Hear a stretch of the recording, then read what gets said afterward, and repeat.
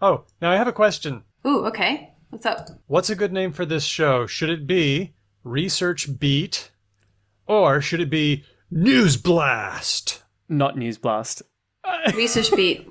Why not Newsblast? I think Newsblast is amazing. No. Ben, you have to help me rein in the Americanness of Daniel. Newsblast. Newsblast. Yeah. This is... Do you know what it reminds me of DJs that have a button on their console that makes a fart noise. No, not the air raid. Yeah, Hey, get ready for the Newsblast. Yeah. No. What's wrong with Research Beat? I feel like Research Beat is a little pedestrian. Okay, what about little words? Little words? Yeah, well, because the idea here is we don't have a main story, right? We have just a bunch of smaller stories that don't necessarily warrant their own show. So instead of big words, we're using little words. Not sure. What if we go, hey everyone, this episode is going to be entirely about news, and we tried to come up with a name for it, but then we all realised that we are different kinds of uncool and could not agree on a single kind of uncool. Research Beat it is.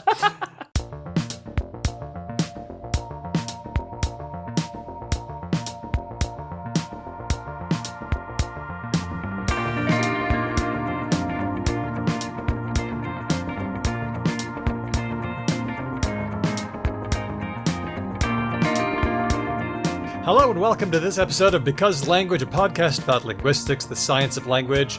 I'm Daniel Midgley. Let's meet the team. He's a gamer. It's Ben Ainsley. I really feel like that was undercooked. I feel like that was one of the least done intros you've ever given me. Like you basically were just like, he's alive, Ben Ainsley. Didn't we have gamer before? Yeah, exactly. I formally request that you remove any energy or life from it and just be like, he exists and he's here, Ben Ainsley. This is what I want from you. This is what I desire. I feel like you went most of the way to boring and mundane, but you didn't go far enough. So I'll just wait. You just go again. Go. She's alive and she's here. It's Hedvig Hurgard. Yes, and in this pandemic, that's all I can ask for. I cannot believe you gazumped my desire for a less intro. You took. Oh, this is rough. We've been together a long time. But this is a tough one. I liked what you gave me better than what I had. So you shameless thief! You just sort of handed it to me, and I went with it. I'm glad I did. I'm going to write a sea shanty about this kind of betrayal, like December style. You wouldn't dare. We are two podcasters stuck on this podcast together. Our co-host Nicole Holiday is out for this episode. Yes, that's a thing we have to definitely keep going. I am very, If we just keep saying that, just social norms will mean we will make her our co-host. She also, when she was on before, we were like, if you're on lots of times, you become a co-host. She was like, oh yeah? This is what I mean. Do you mean that? I feel like at this point, Seinfeldian style, right? We just pull a George Costanza and we just push, right? We just like, co-host Nicole out again this week. Can't wait to have her back though. And eventually enough annoyed people will tweet at her and just be like, Nicole, are you ever going to come back and host Talk the Talk? And then we'll just have a fourth member and it will be tremendous. Yeah. If we just say it enough times, she manifests. I wholeheartedly endorse doing this, as long as you text her and ask permission so that we don't piss her off, because I don't want to annoy her. Yeah, that's fair. Also, it's Because Language now, so there you go. True. This is a patron bonus episode. Yes. The story behind this episode is that there's been a lot of language news lately. Hedvig? Yeah. Basically what happened was I figured I've done my PhD, I've got a postdoc, life is kind of boring. I'm going to make it my regular duty to check out the latest journals and see what happened. And then I started populating our run sheet with news, and Daniel was like, that's too much. Well, you did too bad. You did so well. You went all the way around the Horn of Africa and you came back to bad. Yeah. How about news overload? And then, to be fair, Daniel also added things, and it just turns out there's a lot of things. It's almost like if I get two linguists and give you unfettered access to journal articles and the capacity to put interesting things into a Google Doc, y'all don't know when to stop. You got portion control issues. Yes. Yep, we haven't been able to cover it all. Yeah. You know, for all this work that we're going to cover, I want to cover the what, but I also want to cover the so what. Do you know what I mean? I do. I don't. I do. I thought about that when I was reading, because I thought about that when I was looking at table of contents of like, people can describe things and it's like, yeah, and where does that take us?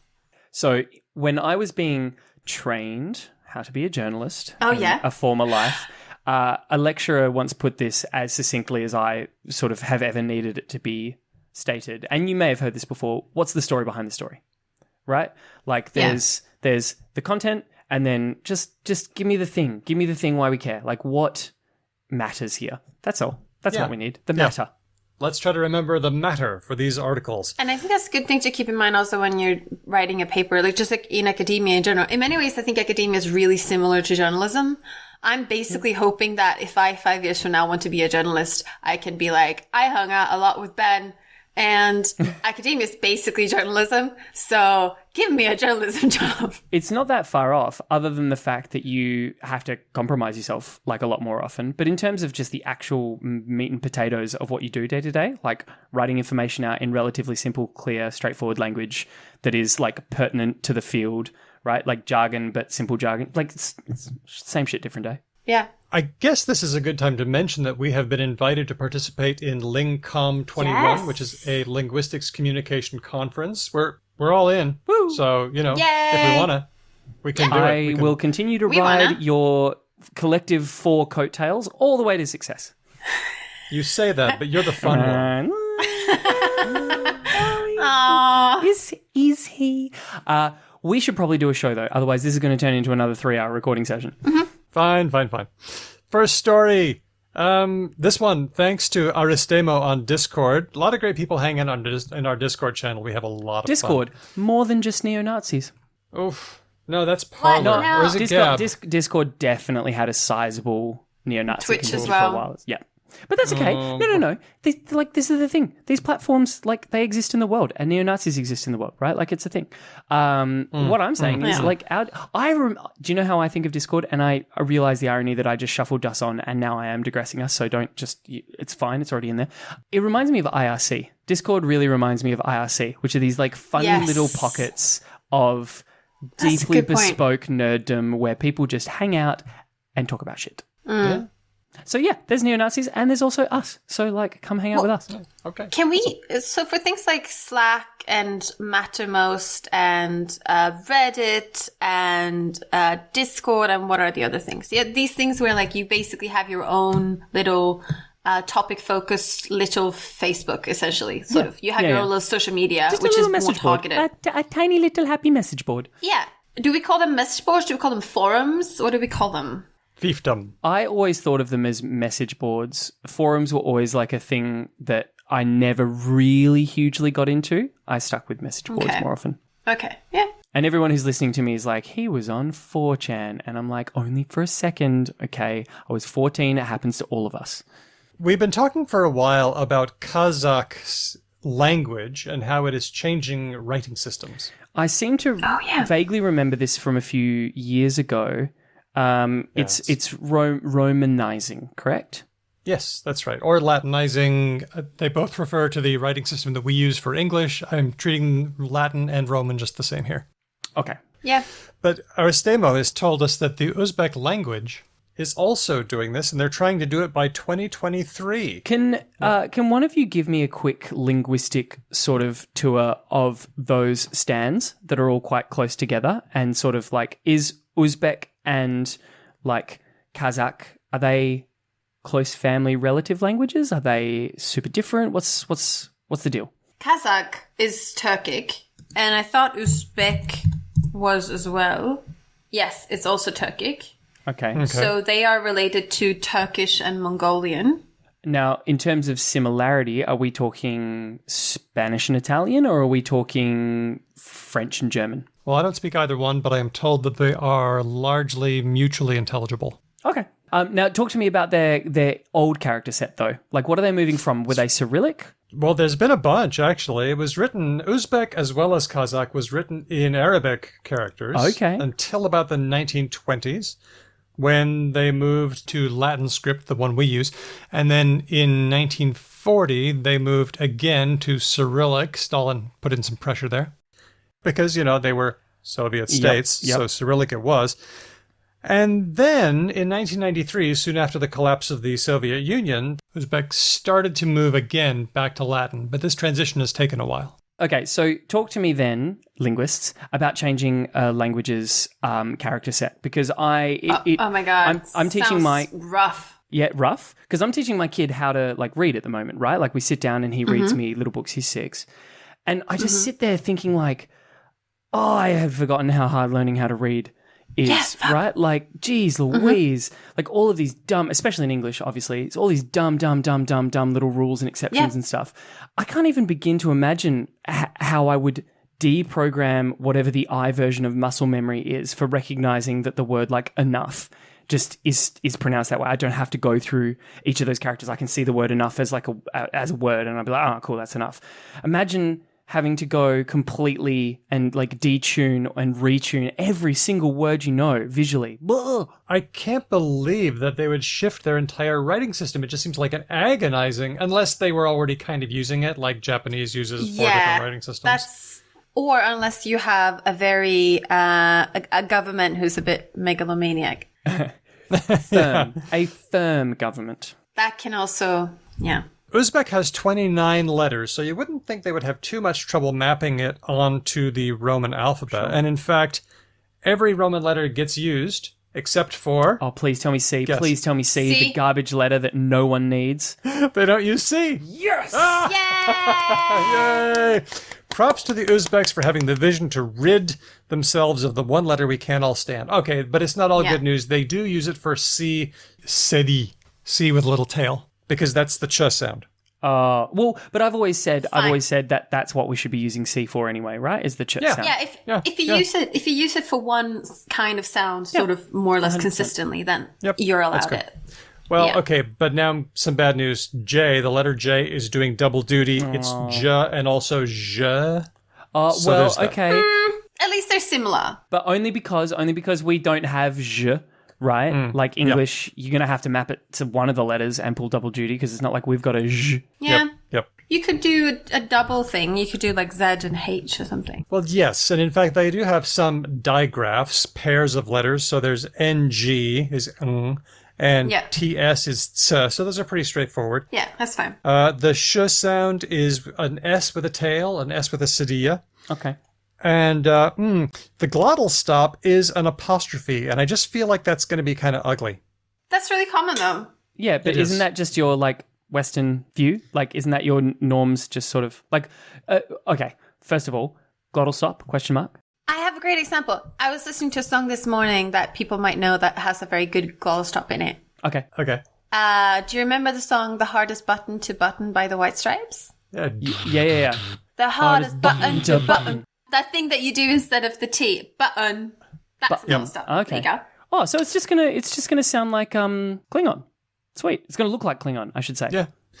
So that's going to be an apostrophe. I don't know. I mean, it is common. I think that they should have done what they did with the Native American language Squamish.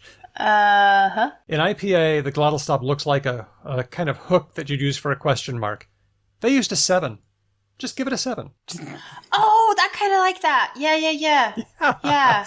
You want to have something that you have. I'm holding up my computer keyboard. You want to pick things that Intel and Mac and other people tend to, not Intel, but that tend to become on keyboards, right? Yeah. So 7's not too bad. 7's okay. Yep. And when it's an apostrophe, you make it sound like it's just not there, because that's what sometimes we use for things that we have subtracted, and it's not nothing, it's a something, it is there. But again, that's still just us, though, right? They get to make whatever rules they want to make. Yeah, I guess so. They might look at our apostrophes and be like, what the fuck are these people doing with all these glottal stops everywhere?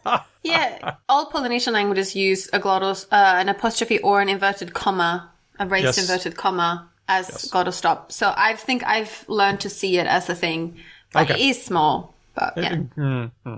They decided to make the letter O represent the O sound like posh and hot. Oh, yeah, okay. Whereas the O itself, the O sound itself is represented by O with an accent acute. Look, I have long and far be it from me to ever sort of big up Hedvig here, but I have long championed what all of the Nordic languages did with their vowels. Just give each vowel sound its own character. Come on. It's just so much easier. Well, so much easier. And they are doing that, especially in Kazakh. They do have accents over a lot of the vowels. And, they're really knocking themselves out. Both Uzbek and Kazakh, they're knocking themselves out trying to make sure that every Cyrillic letter maps onto a different Roman letter. And in English, we're just over here going hey, in English, an A can have 9 different sounds. It's no big deal, right? It sucks. Lighten up. Hey, so question to the two linguists from a social justice and poverty ladder point of view. Is there argument to be made that making the language entirely phonetic would help with sort of literacy rates in the country? There is some evidence that the difficulty of the writing system can exacerbate problems with people who are predisposed to dyslexia. So, Right. For example, yeah, that's fair. In English, there's a lot of people who are dyslexic, and English has a lot of weird exceptions. And in Italian, the spelling is a lot more phonetic, a lot more regular, and it takes very special tests even to detect dyslexia. Interesting. That's interesting. That is very interesting. Yeah. So that means that even if people who aren't dyslexic would sort of more or less get by that time, it would have a consequence for those people, which is relevant to know. I think that's like I said before, that's a meritorious reason to simplify a written language. No, and I don't think simplify is the right word, right? Regularize would be the word I'm looking for there. Because you can still have incredible complexity. You just have it be a regularized form of complexity. Can I just say that the goal of making letters map onto sounds is way overrated? What do you mean, Daniel? I don't think it's a good idea.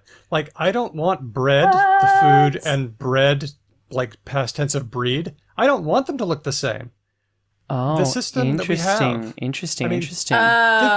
Think about electric and electricity. They both have a C, but one of them, electric, it's a K sound, and in electric, it's a S sound.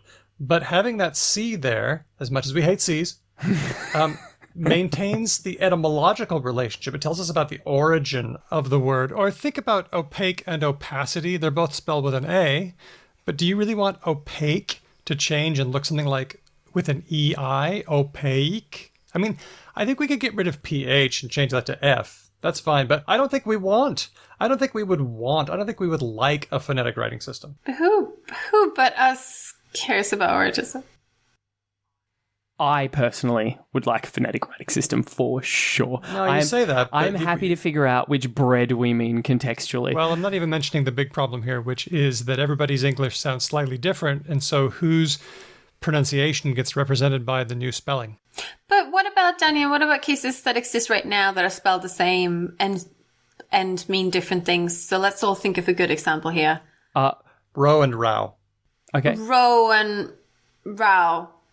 Wait, I had a row with my spouse last night, and that's a row in a table. Yeah. As a row in a table. I think that would be okay, but what about the homophones, object and object, and that sort of thing? Possibly nothing, or they could be spelled slightly differently. I think we're going to have to agree to disagree on this one, Daniel. But what are the chances that you are going to have an understanding problem? I really want you to explain to me where the bread situation is going to get tricky, because I just feel like that is a hilarious contextually situation.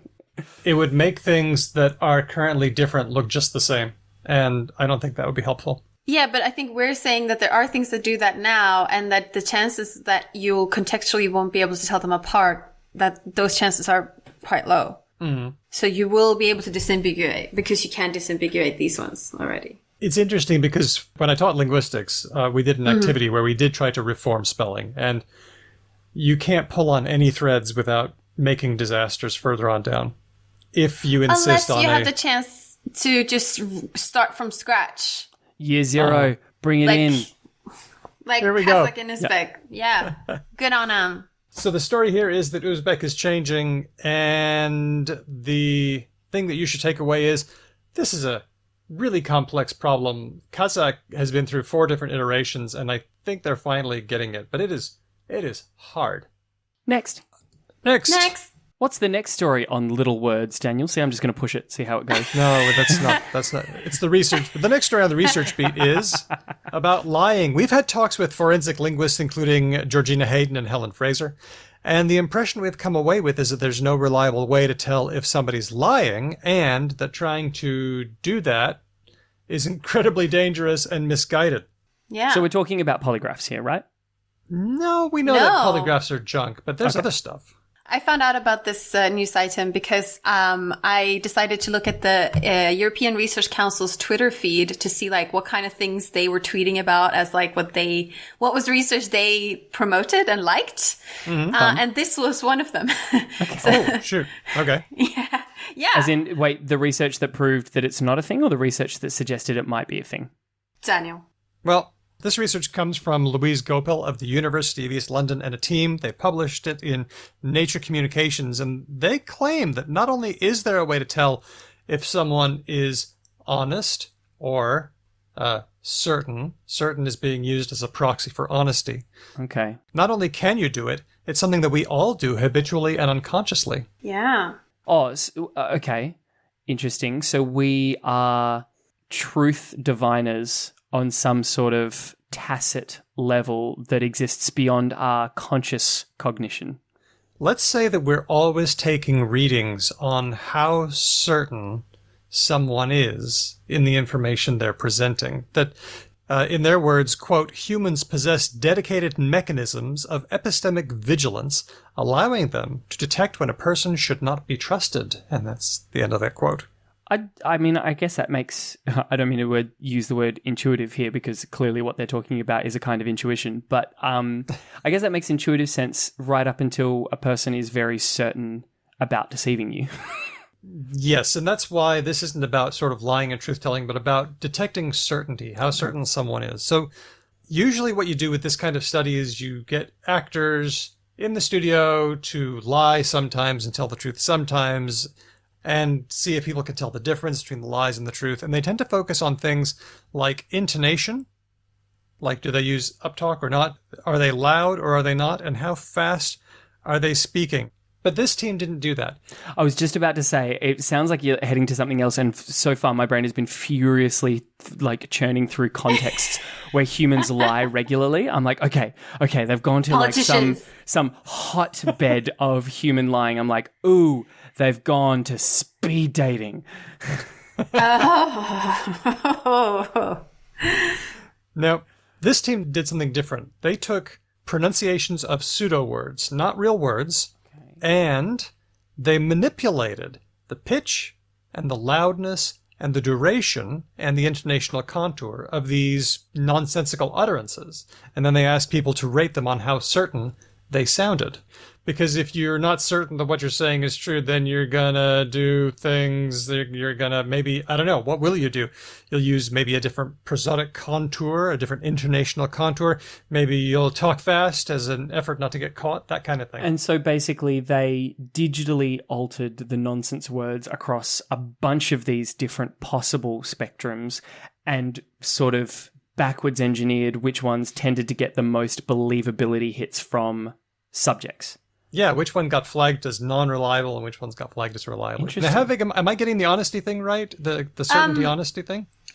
They say that in their study number 1, they did separate the perception of honesty and certainty, but they found that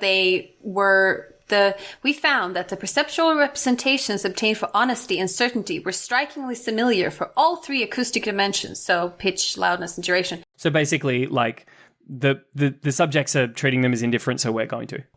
Now I'm going to have you guess this one. Okay. Did people rate voices as more certain and therefore more likely to be honest if, number 1, they didn't use uptalk, okay, they had a lower pitched voice, or they talked louder? Which ones did people use to say, I think those people are more certain, more confident, more honest? Boop. They didn't use uptalk, they had a lower pitched voice, or they talked louder.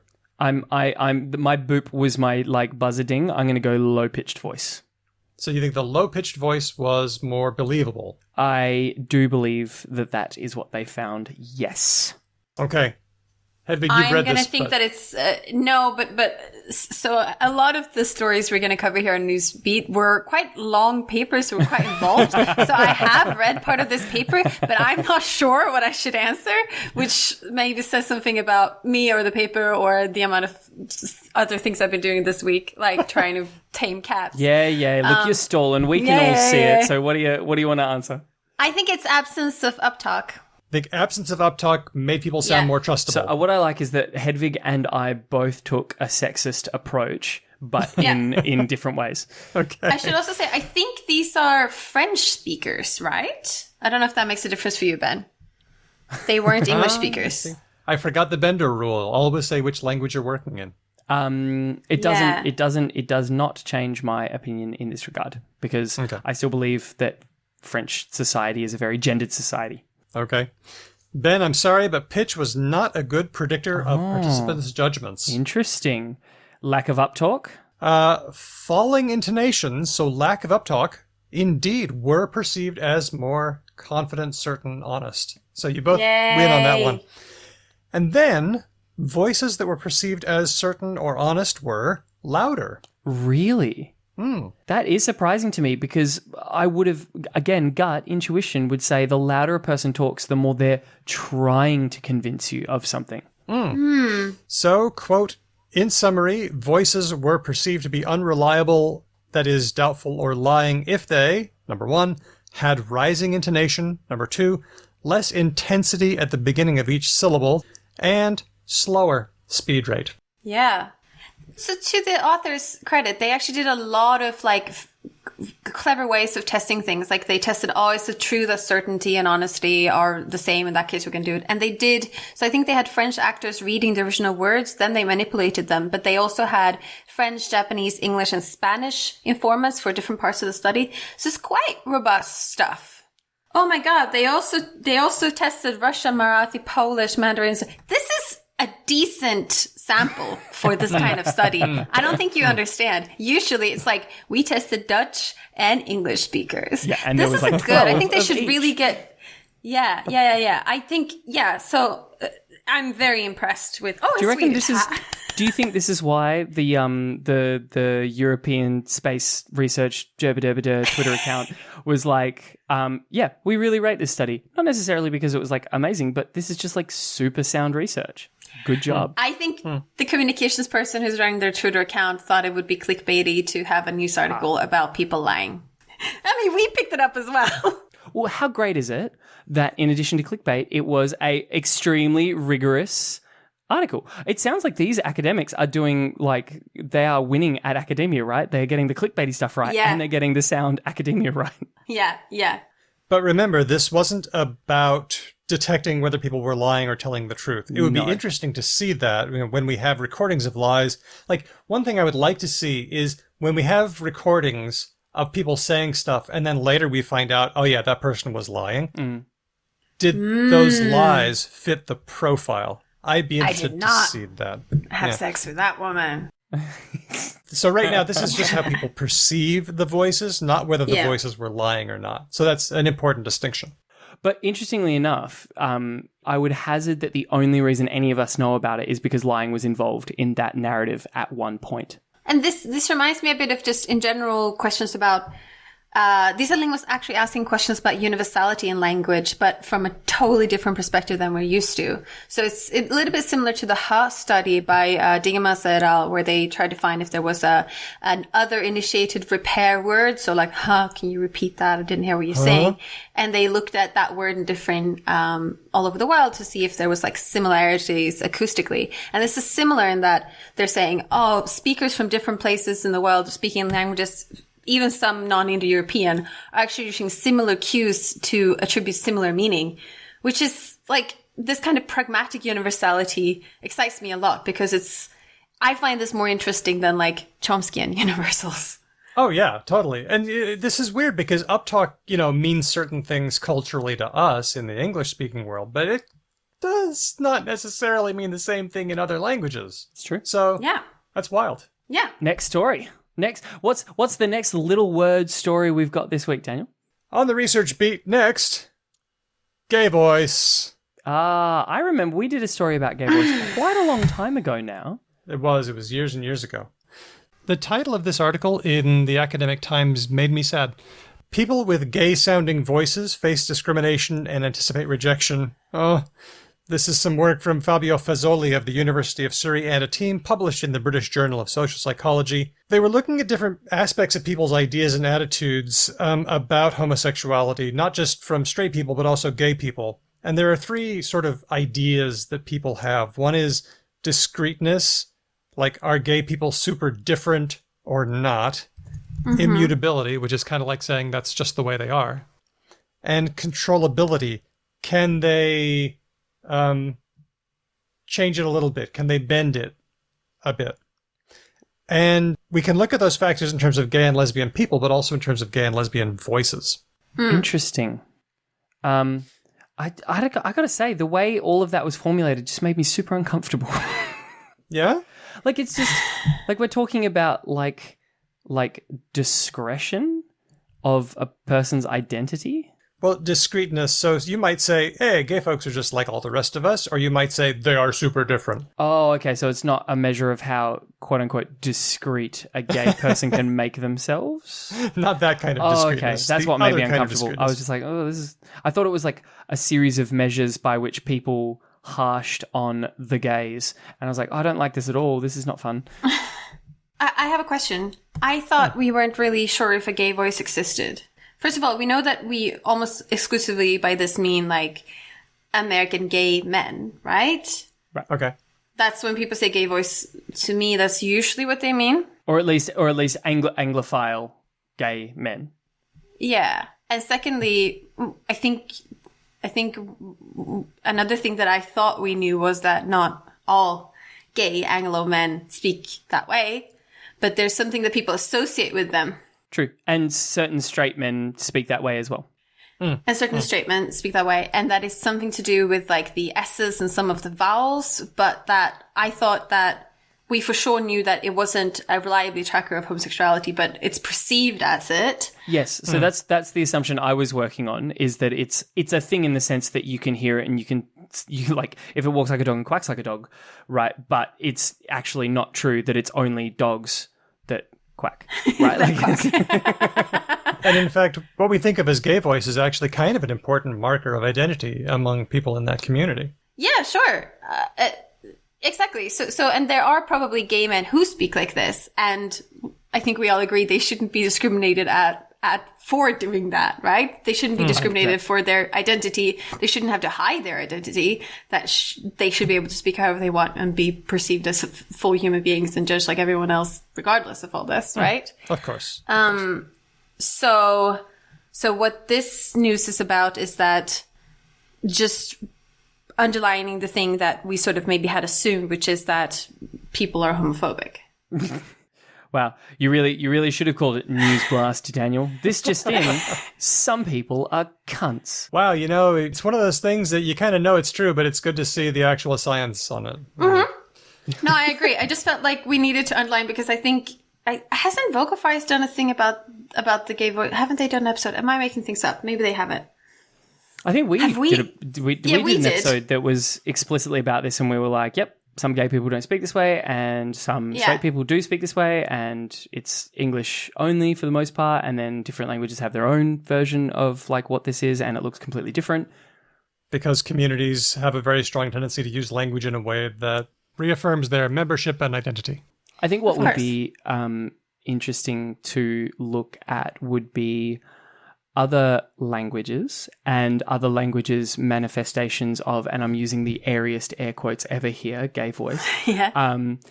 And sort of seeing the greater or lesser extent that discrimination is applied linguistically in those other languages as well, and see if there's factors that make that lesser or greater in terms of discrimination against that identity marker. Yeah. Perceived identity marker. I think it'd also be interesting to know, so this is something I have very limited knowledge about, but there are a lot of communities that exist around the world of people who aren't straight and cis, and some of those like local what are we going to call it? Maybe is queer the word people use for like everything that's not cis and not straight, sort of sometimes. I think I think LGBTQ is still like in vogue. Yeah, but I'm trying to get to the fact that like not everywhere. Like, there's a globalization that's happening in terms of LGBTI labels, I think, and cultural markers, where there used to exist other categories in places that are now sort of being maybe replaced or heavily influenced by especially American sort of queer culture. So I have friends who are like part of the Fa'afafine community in Samoa, and who talk about like, no, we don't, some of them don't want to use the term trans. Like, that's not, we're not that, we're this thing. Yeah, like our culture has had this other third gender for quite a while, and we're very happy with it. Two spirits in Native American culture as well. Yeah, different third genders, or not necessarily different third genders, but maybe different kinds of sexuality or something. And they're like, would we say non-heteronormative realities? Maybe, yeah. I don't have a good word for this, but I feel like they probably have other identities, and they probably have other markers, and they're probably discriminated against in other ways than this. Which would be interesting to compare. I'm more and more in my life, the older I get, becoming that annoying qualitative anthropologist person that I used to really not like when I was an undergrad, who's like, these things can't be compared though. Yeah. I don't know. Yeah. Apples and the concept of love. Yeah. Like, should we be comparing those? Maybe not. It's good that this is a Patreon episode, because it'll take a while for my boss to hear it. Well, this team didn't look at identifying gay voice. Instead, they looked at the attitudes about voice discreteness, voice controllability. And so that's the idea that they talk super differently and they can control it. And they found that if people thought those two things, oh yeah, they talk really differently and they can control it, that was a really good predictor of prejudice and discrimination. Why the control issue? I guess the perception is you're like, quote unquote, putting it on. Right, okay. And the third one was just not as significant. The other one, if people had a belief in voice immutability, like, oh, well, that's just the way they talk, then that predicted greater tolerance in heterosexual folks. Right, okay. Yeah. So it maps exactly, I guess, again, it makes, I know I'm saying this phrase a lot, that makes intuitive sense. They also took a look at gay men and women and asked them questions, gave them their own survey, and they found that when they thought that they themselves had a gay-sounding voice, whatever that meant to them, they had more expectations of rejection and of sort of self-policing, self-vigilance. And Fazoli, the lead author, says people who sound gay, regardless of whether they are gay or not, are more likely to face stigma, and this is something that creates stress in their lives. Yeah. That checks out. So what's the what of this article? What's the summary, the takeaway? This just in, data proves that, unfortunately, a whole bunch of linguistic prejudice still exists for gay folk and people who sound gay to people who don't understand that gay voice isn't just for gay people. What I've got is the attitudes that straight people have about gay people extends to voice. That's fair. The relevance of this article is that this work can be used to address prejudice, both as it's externalized by straight people, but also as it is internalized by gay people. That's cool. So, I would like to imagine that one day, like, training seminars about, like, how to not be a fuckhead would include some of this information, right? Where you would be like, turns out that your belief that a person can change how they speak and they're just putting it on is just wrong. And here is the data, and shut up. Basically. All right. Next on the research beat. What's the next little word, Daniel? Next. The next Newsblast? The next salvo from the Newsblast cannon? Take it, Hedvig. Next on the research beat are two items about non-spoken languages. The first one is from a paper called Feeling Phonology by Tara Edwards and Diane Brentari in the journal Language, where they are doing a very pioneering study about deaf-blind grammar. So this is the structures that have been noticed in people who are both deaf and blind. So they can't really make use of sign language because, you can't see each other. So they had, I believe, 7. I had some notes here. I'm just going to bring them up so I don't say it wrong. Yeah. They had 7 participants, all of which had some familiarity with American Sign Language. And then they gave them various tasks and studied and tried to dissect what kind of grammar that was emerging. And I found this very fascinating and a bit hard to understand because, so we're talking about people who are signing in each other's hands, right? Yeah, well, this was going to be my initial question. Me too. Talk to me about how a deaf-blind person communicates with another deaf-blind person. So all of these 7 participants were all right-handed. So what would happen is you would be touching each other's hands, right? Mm-hmm. And then you'd have your dominant hand and you'd sign into the other person's left hand if you're right-handed. And the other person would be signing into your hand. Right. Now, I have to imagine that would mean a pretty restricted vocabulary of ASL because ASL, first of all, involves like 2 hands often. And also you can only do things that can be felt. And all of the things that would only be visual can't necessarily carry across super well. Would that be accurate? Well, they don't really address that directly in this paper, but I don't really see why that would be true because so first of all, there are sign languages besides ASL that make use of one hand much more. I think ASL is one of the sign languages that are more on the 2-hand spectrum than other languages. Mm-hmm. So, and those sign languages work perfectly well there, right? Yep. So my understanding is that these people some of them have learned ASL from birth. So someone has been doing ASL and they've been holding their hands around the other person and then doing it back. Okay. So what has then happened is, they've entered into this, I think they said about a year, they've been in this protactile is what they're calling this kind of practice, protactile network for over a year. And they're starting to develop, signs and conventions that are different from just plain ASL. So they're developing it like a home lec. Yeah, I guess you could say that. Yeah.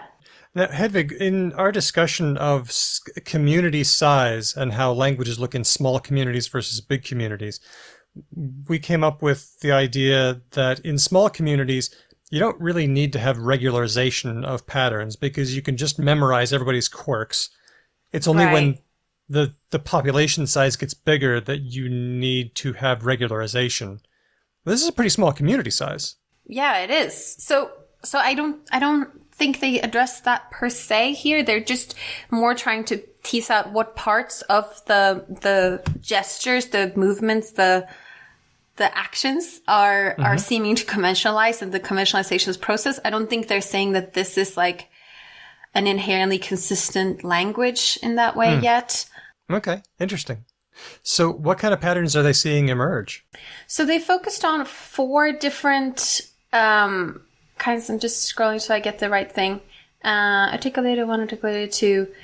Things about some of them had to do. A lot of them had to do actually with pragmatic, like turn taking and things like initiating contact or holding the floor, saying like I'm gonna say something more, but I'm hold on, more to come. That kind of gestures. Like what exactly what we might do by going and or something like that.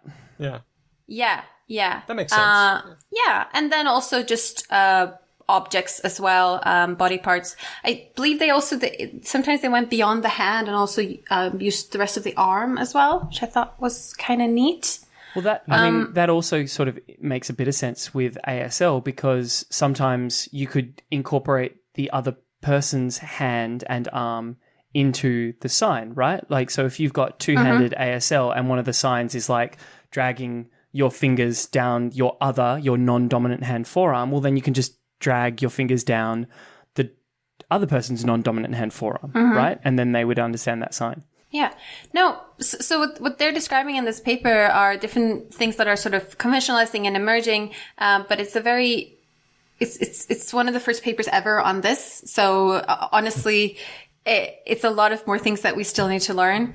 But I found it really fascinating. I also saw that they had done a webinar, and I haven't watched that yet. They did a Meet to Autos webinar, and I believe they have a recording of it. So I kind of want want to have a look at that as well. It's something that if people find it more interesting, because you have all these interesting questions and I did as well, and I couldn't really answer them all. So maybe we should just invite these researchers on the show to talk about it. Sounds good to me. That is a good idea. Because the thing that jumps out to my head that I hope is true is that more than anything else, these participants just got to spend, like, they were given time, resources, and like money or like time to just hang out with people just like them and be able to talk and relate, and that sounds like it would be a really wonderful thing to just be like, hey, we're going to like compensate you for sitting around and talking to a bunch of other people who have life experience really similar to you that you don't necessarily maybe get a chance to chat with all that often. That would be awesome. That's cool. Hopefully, if you like them, there's the possibility, right, that you're like, I want to go home and talk to my family who does this what's called received ASL, which is just more fully ASL that you just hold your hands around. That's a possibility as well. But you're right; it's probably a fantastic experience to finally get to meet someone who has similar experience to you. I really like Paul and Stephanie and Omar, but fuck, I hate Janice. I mean. People are people, right? I thought one interesting note that an interesting point in the article was that they said that there has been a previous study on deafblind signers received ASL, and they had found that there was between 60 and 85% accuracy of transfer of information. I don't know exactly how they measured that, but they say that the largest source of errors were inaccuracies in the reception of phonological parameters of ASL. So yes, there are things about ASL, American Sign Language, that can't be fully communicated through this protactile version of it or this received version of it. So there is a need for something different, and it is perhaps conventionalizing, which is pretty cool. Wow. Well, I think the so what of this story is it's super interesting, and we need to get these people to come on and tell us more about it. And then we also need to rope in our favorite interpreter, Christy. Yes. Oh, can we make her our like fifth co-host? We'll just. I'll send her the T-shirt. I feel like we just need to turn this thing into the Muppet Show. Like we're just going to keep adding voices. Sounds good. I do believe, just for the point, I do believe both of them are hearing the authors of the paper. Okay. But to make it available to more people, we need to bring her in. That is a good point. Sorry, I thought you meant as in talking to them. I just feel like whenever we talk about deaf people, we should just have that available for everyone. Like get the transcript out super fast and have the video up. Yeah. Okay, what's the next little word, Hedvig? The next item on the research beat we are fighting each other for control over the title. is a paper from Natural Language and Linguistic Theory about gestural grammar. So apparently, I wasn't aware of this, but there are people who argue about the expressiveness of sign language versus spoken language, right? Boo. Boo. They're probably fine. Let's leave it. But this researcher, Philipp Schlenker, suggests that, or other people suggest as well, that we shouldn't be comparing spoken language to sign language directly. We should be comparing spoken language plus gestures to sign languages. That there are things that spoken languages, that hearing people do with gestures that are similar and expressive in a similar way, and that is a more fair comparison. So, for example, we have now started doing these recordings here, also with video, and I can see your guys' faces. And earlier, when Ben was trying to say something, he was doing big air quotes. I don't think our listeners saw those, but they definitely added information to me. So that's the premise. That's the premise of this person's study. Is like for it to be a fair comparison, we need to also talk about this other mode that spoken language has that it makes use of. Yes. And specifically what they did was they compared gestures to similar things in sign languages and saying, we actually can see similar patterns here. So they talked about the function of like role shift when you're doing reported speech. Like you might face a different way or put your gaze away from the speaker in order to indicate that you're reporting what someone else did. Or what's called pluractionality, or when you're imitating gestures, you might do the gestures repeatedly in a certain way that's similar to what people have described as grammatical number for sign languages. Another one was about telicity, so how an event is punctual and has a definite end, or whether it's continuous, and how the gestures we use can sort of look similar to what sign languages do for the same kind of meaning, whether an event is ended or not. I'd be curious to see how our gestures, not signed languages, but our gestures handle telicity, the idea that there's a goal or an end state. Like, would it be... So they had the example of, I believe it's a parachute that's coming down, and whether it's just like floating in the air or whether it's landing. Okay. The landing one is telic. Yes. Yeah. So basically they showed gestural gestures to people and asked them to classify them as in telic or atelic. And people were able to do it. I guess if I were doing a parachutist who was floating down, I would have a lot more lateral motion. Whereas if it was telic and they landed, it would be more down. That would be my guess. Yeah. So they had the example, when skydiving tomorrow, you will circle. I'm doing a circle gesture for 5 minutes. So they used pro gestures, so gestures that are replacing words, so not the ones that are accompanying. Okay. So when skydiving tomorrow, you will circle gesture for 5 minutes. Right. When skydiving tomorrow, you will circle in 5 minutes, which has an endpoint. And people use different gestures. Wow. Yeah. Participants were immediately able to classify them as telic or atelic. And I believe, I'm logged into my institutional login, but I believe most or all of the papers we're talking about in this episode were mostly open access. And especially these gestural ones have a lot of images of hands and movements and stuff. So if you want to see more detail, you can look at the paper. If you haven't found our vocal explanations as enlightening as we do, then there are pictorial aids. We'll slap a bunch of links up on the blog page for this episode, and you can find that, as with all our episodes, on becauselanguage.com.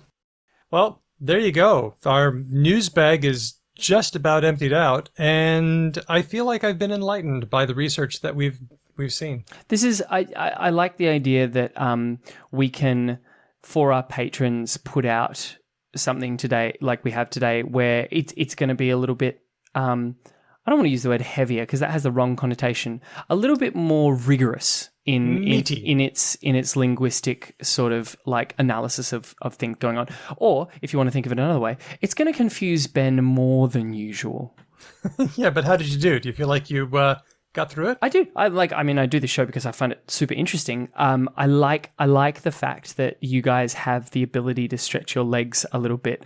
I think really what we should call these episodes is Daniel and Hedvig nerd the fuck out on linguistic shit. Like that's really, and maybe we just make an acronym like HADNTFU. We could do a competition where Ben decides who brought the best nugget. Ooh. Oh, that could be good. Okay, Ben. Is that mean? Or even better, we get when Nicole's done being on break and she's back in the show as our regular co-host. Yeah. You impress her with your fancy news stories, your fancy research stories. I think that sounds really good. I'm gonna get better at. Usually Daniel does this and I'm the new one on the more research beat. It's hard to synthesize this information. You are on the research beat. I'm giving that over to you. Especially when you start asking me questions. I'm like, I'll just bring the quirky weird stuff. You can bring the heavy stuff. Hey, Daniel, excuse me, all right? Quirky weird is my little quadrant, okay? You back the fuck up, all right? If you take that from me, I got nothing. Left. There's swearing. All right. That's it. I've got another name suggestion. Oh. Journal Club. Oh, that's not Journal bad. Club. That's not bad. Oh. I've heard of that before. Aish does a journal club. That's sweet. I like that. Okay. Our department has a journal club. It's a fairly... It's a thing. Common name. Yeah. It's a thing. Okay. It's a thing, capital A, capital T. Journal Club it is. Although I'm going to miss Ben's acronym. Well, that can be Sufjan Stevens, like chuck an or in there and then just add like a whole second title because clearly he just never really zeroed in on whether he wanted his song to be called this thing or this thing. Yep.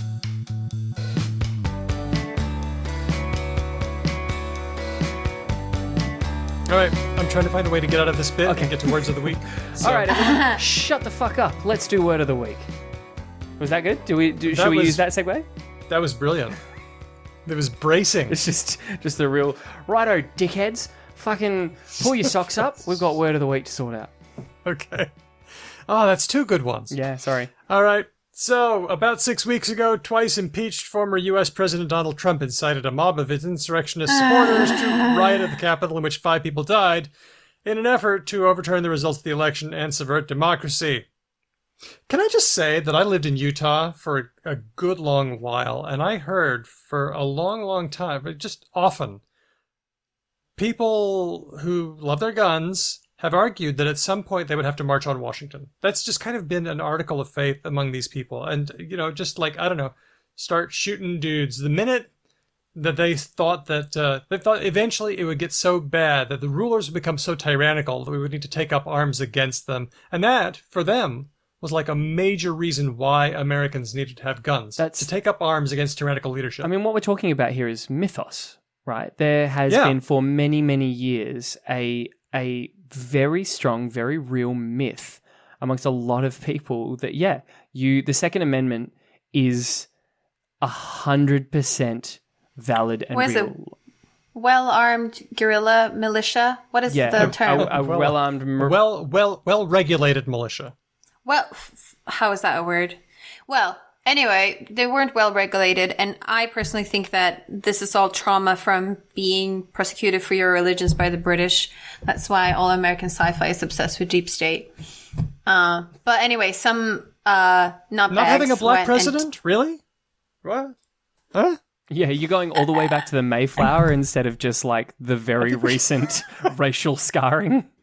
Yeah. No, but I mean, like, look at look, all American culture is obsessed with this idea the state is out to get them. I agree that there has been since the Boston Tea Party a strong vein of like the government is your fucking enemy and like hold your like protections close because you never know when they're going to come for you again. I agree. Yeah. Well, the House voted to impeach and the Senate had something of a trial, and I just want to highlight the words of Senator Mike Lee from Utah. Look, says he, everyone makes mistakes. Everyone is entitled to a mulligan once in a while. And I would expect that each of these individuals would take a mulligan on each of those statements. What is a mulligan? I can't believe I'm going to say this because it means I know at least one thing about golf, the worst fucking sport in the world, but it is a thing from golf. Okay, what is it? Mulligan is when I believe you get the ball close enough to the hole when you're off the green that you essentially get to like shuffle it in. No, I think that's a gimme. And I'm sorry to say that you know nothing about sport, Ben. I'm fine with that. I'm fine with that. It's giving a player something off though. I know that much. It's like you should get a penalty and you don't. Like you should get a 1-stroke penalty and maybe you don't. Something like that. Basically, it's a do-over. So you slice it into the trees and you go, oh, look, I'm not gonna count that one. Do it again. Okay. It's not allowed in competitive play, but, in friendly games, sometimes people give each other a mulligan. So the Senate, chummy organization that it is, Mike Lee thinks that they should give Donald Trump, who tried to have them murdered, a mulligan. Because it's the kind of mistake that anybody could make. I mean, who among us hasn't accidentally incited a insurrectionist, seditionist hellscape mob to storm the nation-state center of power? Yeah. I mean, look, we all had a teenage phase when we got seditionist rallies all happening and murdering some people. Crazy shit.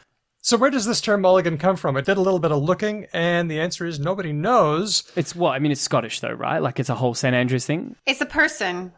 It's like doing a George, right? It is supposedly, according to the Oxford English Dictionary, they think that it is the name of David B.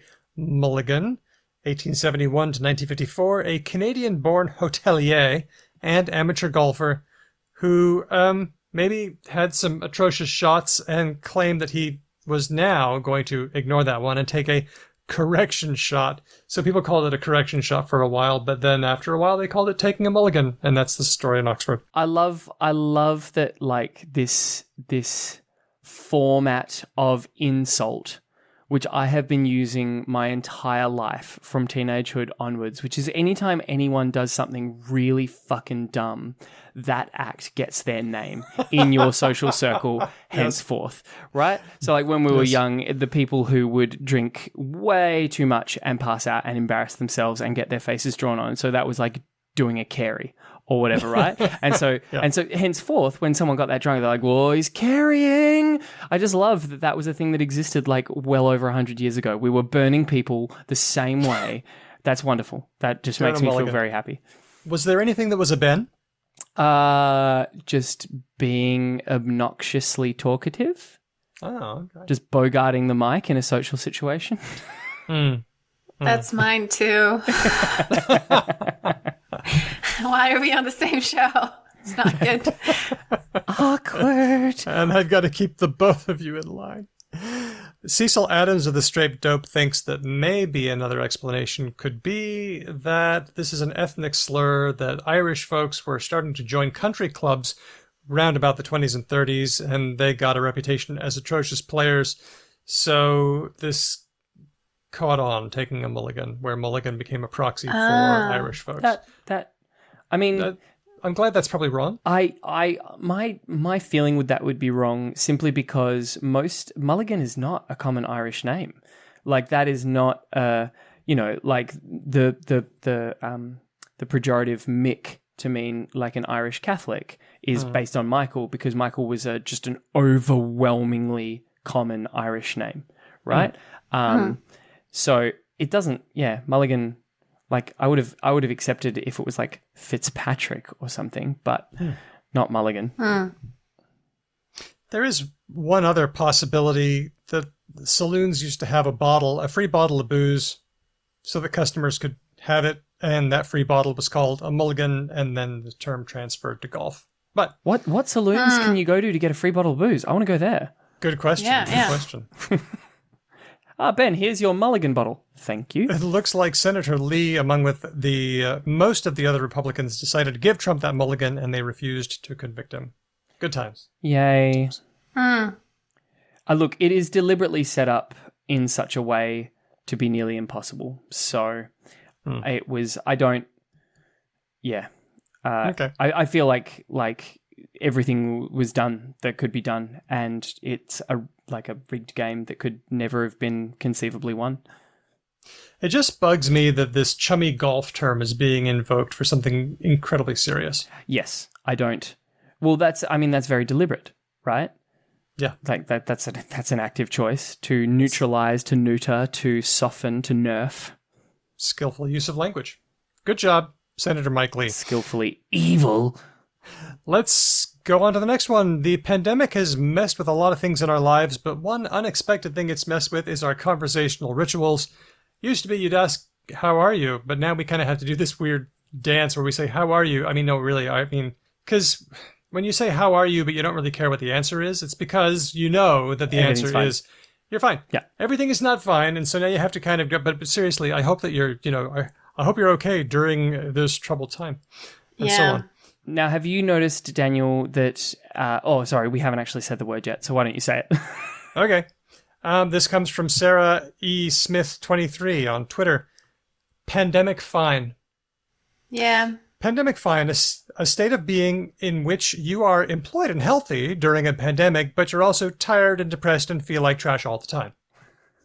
Pandemic fine. I've got a series of great image memes about this that I show my students, and one of them is that that scene from Parks and Recreation where Andy is like, "I'm fine. I'm just not eating or sleeping, and my foot hurts all the time, and I'm hungry and I don't know why, but I can never satiate. But it's all good." Yeah. No, Daniel, have you come across this, Hedvig? Have you come across this, Daniel? Have you heard people saying this in conversational English? No, but I've started saying pandemic brain. I even emailed you guys and said pandemic brain.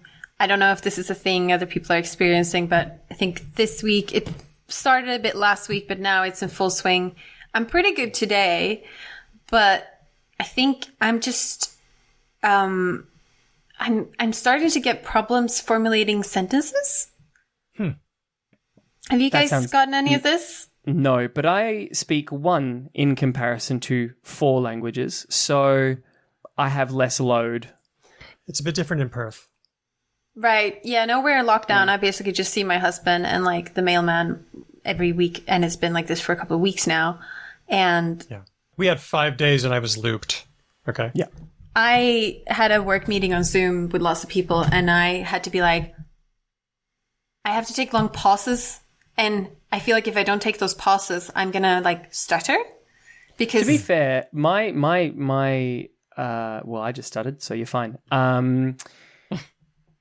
My impression of that tendency in spoken language is that that's what leaders do all the time when they're standing up in front of a large group of people. They will just take weirdly long pauses, but because they're a big leader in front of people, we all just are like fine with that. Like my principal does it, my previous principal did it. People will just be like, now, one of the things that we need to focus on is our attitude. Like they just do it all the time. Yeah. But it is really frustrating, and sometimes I get through a sentence and I'm like, oh no, the verb agreement or like the subject I chose earlier doesn't match what I'm now about to say, so I need to do a recap or something. And it is very annoying, and I find if I close my I'm starting to do this thing of like I not only pause but I also close my eyes, and I get like a pained expression. Steve thinks I'm getting, I think it looks like I'm annoyed, but it's not. I'm just desperately trying to access information in my brain. So I go like this. You can see my Zoom now. Like I sort of close my eyes and I get very intense, and I'm like, and then I get the word and I'm like, Wow. There is a sideline benefit. Whenever a person looks annoyed in a professional setting, you just look busy. So people are going to think you're just working really hard. Have you ever noticed that? Did you never see George do that in Seinfeld? He's like, so what's your secret? What do you do all day? He's like, I look annoyed. yeah, Busy. I have to like tell other people what to do and lead meetings and be friendly and encouraging a lot in my role. So I can't really just be gruntled. Gruntled. That might not mean what you think it means. So quickly, the thing I was going to say about people saying pandemic fine, I have heard this, but not with pandemic. I hear people say COVID fine, and I've had people say it to me. Like I've actually heard this in conversational English here in WA. Oh, that makes sense. How you going? We got COVID hair fine. and yeah, exactly. COVID fine. Hey, maybe that should be the word of the week. I'm finding Australians are trending much more towards COVID than demic or pandemic type stuff. Okay. Our thing is just COVID, it seems to be. Wow.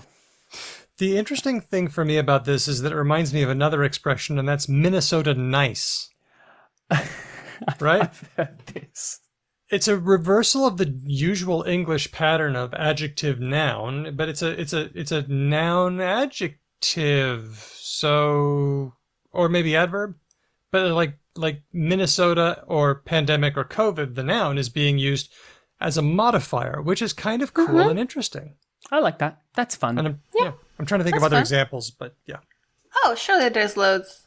Let me just, Hedvig, just for you, this is a quote that I found in an article by Travis Gleason in Everyday Health about pandemic fine. He said, "This is not a place any of us expected or planned to inhabit, but it's our place for now, and we're doing the best we can."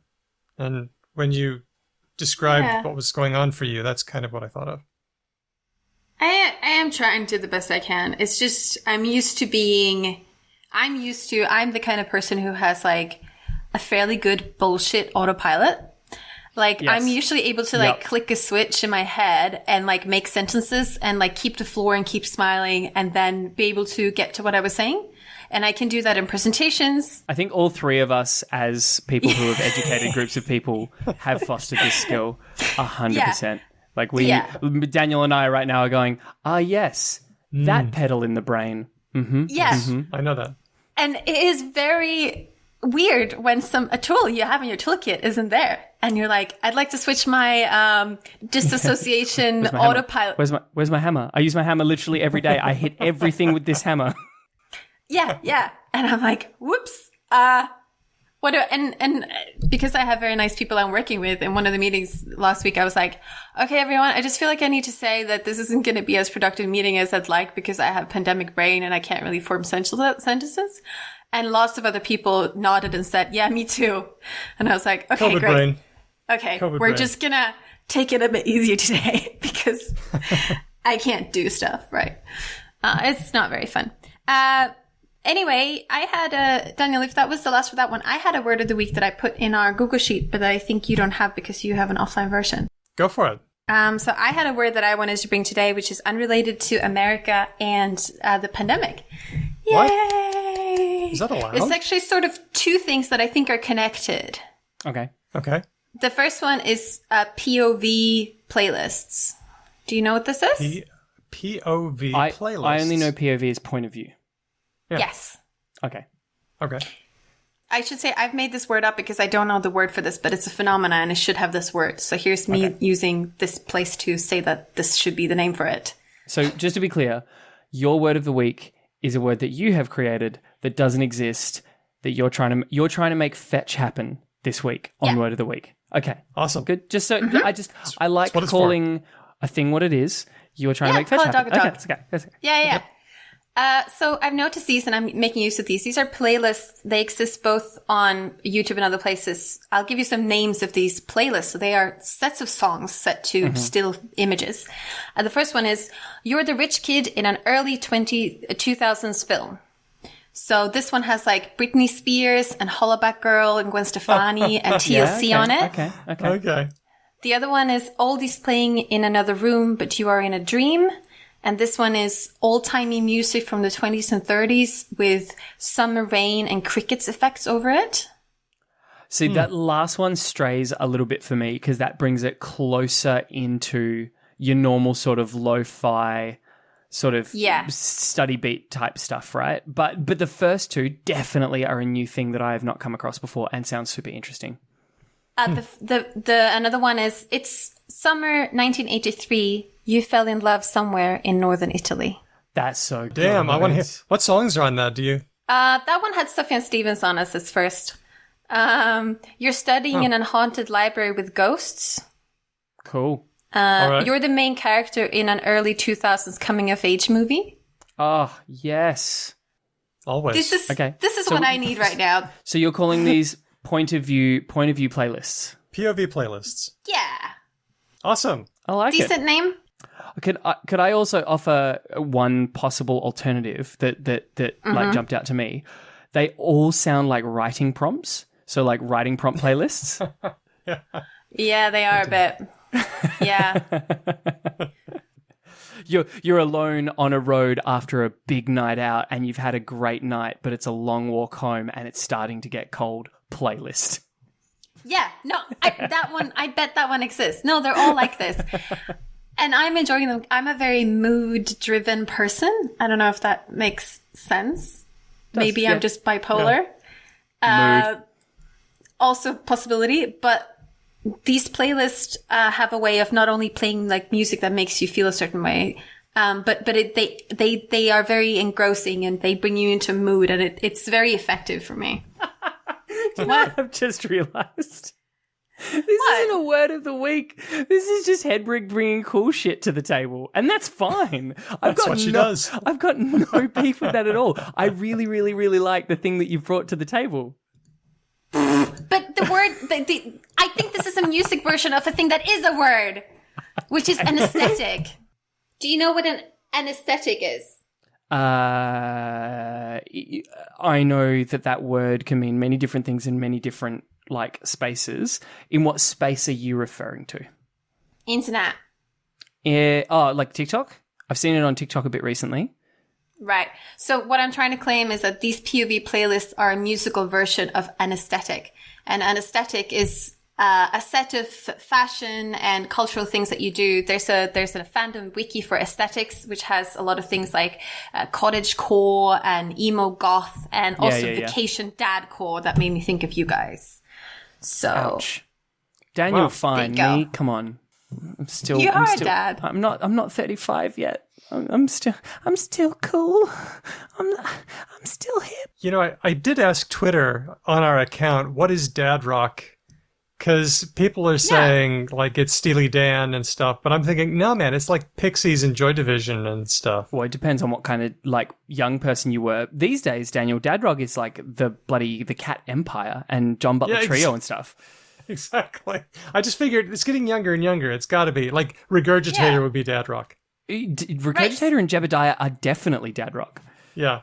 So the Aesthetics Fan Wiki defines vacation dadcore music as Smash Mouth, Aha, Ouch. Rick Astley, Men at Work, The Bangles, Dolly Parton, Nirvana, and Aerosmith.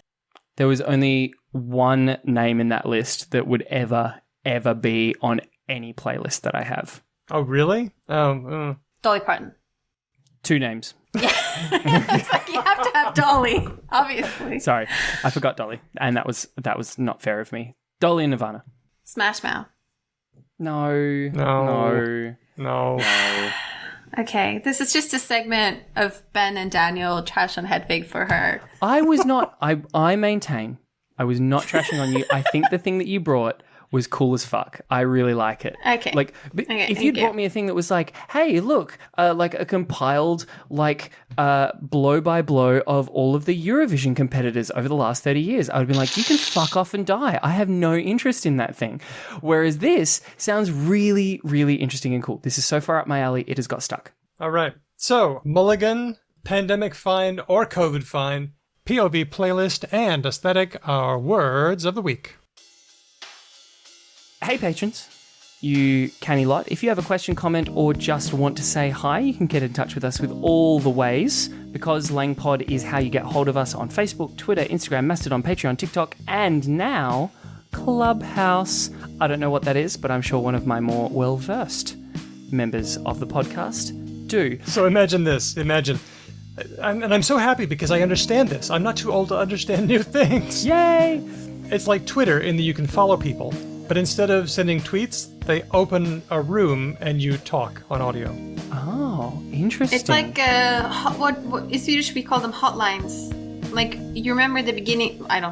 You have heard about people like calling certain numbers and act like the wires connecting, and they get into like a room with strangers. I knew this as party rooms. Yes. Yeah. Yes. That's it. I think it's similar to that. We've given it a couple of goes, but we don't have enough people yet, so please follow us and we'll do more. And if you don't like the sound of that newfangled malarkey, then you can always kick it old school with a cheeky email to hello@becauselanguage.com. Please tell friends about us if you think our show is worth listening to. And if you would be so kind, we would love you to rate us and to leave a review for us in reviewy places, especially seeing as some of my students thought it would be hilarious to say nice things but review us quite low and fuck up our rankings. I'm not worried about them hearing this because this is like an hour and something into an episode, so they never ever would have had the attention span to hang on this long. So if you could go and fix the wayward scrawling of disreputable youth, we would be very appreciative. I fully agree with that. As this is a Patreon special, we would like to say special thanks to our followers on Patreon. You are the ones who keep our show ad-free and making it possible for us to spend more time on this and also get transcripts for the show and make the show as good as it is. We are very grateful for all your support through all this time. We've had a Patreon for quite a while, and some of you have stuck with us for quite a while. We're very grateful that you continue to support us. And we would like to say special thanks. So shout out to our top patrons. They are Termy, Chris B, The Major, Chris L, Matt, Damien, Helen, Bob, Jack, Kitty, Lord Mortis, Liza, Elias, Erica, Michael, Larry, Bin, Christopher, Dustin, Andy, Mai, James, Nigel, Kate, Jen, Nasrin, Riva, Nikolai, Aisha, Moe, Steele, Andrew, James, Shane, Eloise, Roger, Rianne, Jonathan, and new for this time, Colleen, Glyph, and Ignacio. Thank you very much to all newbies and oldies. And of course, a big special thanks to Dustin of the podcast Sandman Stories at Stories Sandman. He's been relentless in promoting us and so many other great podcasts. It's been kind of a tradition for quite a while now. Whenever somebody pops up on Twitter saying, "Hey, give me some podcast recommendations, you wider internet," he's been there with an answer. Boom. Because Langpod. And a lot of other people as well. Dustin, you are a legend. We don't deserve you. Thanks. Our theme music has been written and performed by Drew Kaplyanov, who is a member of Ryan Bino and of Didion's Bible. Thanks for listening. We'll catch you next time. Because language. Whee! Yay. All done. Well done. Yay us. I feel like I'm forgetting to say something, and I don't know what it is. Ham. Is it ham? Is the word ham? I feel like the word is probably ham, just because ham is such a fun word to say. Ham. No, but I will say it. Ham. See? It's just such a great word. Even if you don't like ham. I don't care for ham, really. I like meat, but I don't like ham very much. But it's just such a lovely word. Ham. Okay. Shall we do a show now that we've fully mapped out ham and its virtues? Is that everything I meant to say?